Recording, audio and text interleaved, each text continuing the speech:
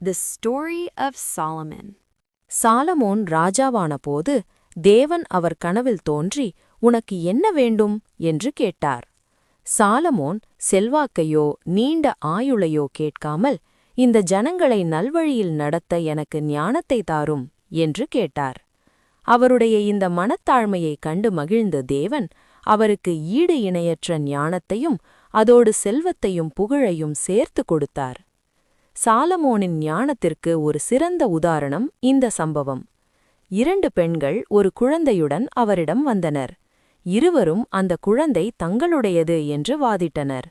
Solomon ஒரு வாழை எடுத்து குழந்தையை 2ஆக வெட்டி ஆளுக்கு பாதியாக கொடுங்கள் என்று கட்டளையிட்டார்.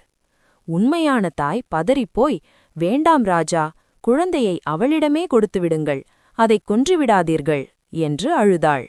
மற்றவளோ, எனக்கும் வேண்டாம், அவளுக்கும் வேண்டாம், வெட்டிவிடுங்கள் என்றாள். இதைக் கண்ட சாலமோன், இரக்கம் காட்டியவளே உண்மையான தாய் என்று கண்டறிந்து குழந்தையை அவளிடம் ஒப்படைத்தார். தனது தந்தை தாவீதின் விருப்பப்படி சாலமோன் எருசலேமில் தேவனுக்காக ஒரு பிரம்மாண்டமான ஆலயத்தை கட்டினார்.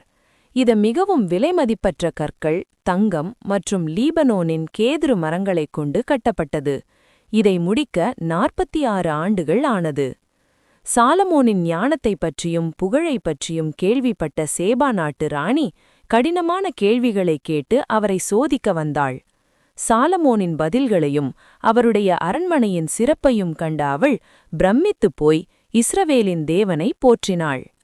சாலமோனுக்கு தேவன் கொடுத்த ஞானம் அதிகம் என்றாலும் பிற்காலத்தில் அவர் பல அந்நிய நாட்டு பெண்களை திருமணம் செய்து கொண்டார். அவர்கள் மூலமாக விக்கிரக ஆராதனை இஸ்ரவேலுக்குள் வந்தது. இதனால் தேவன் அவர் மீது கோபம் கொண்டு அவருக்குப் பின் அவருடைய ராஜ்யம் 2ஆக பிரிக்கப்படும் என்று அறிவித்தார்.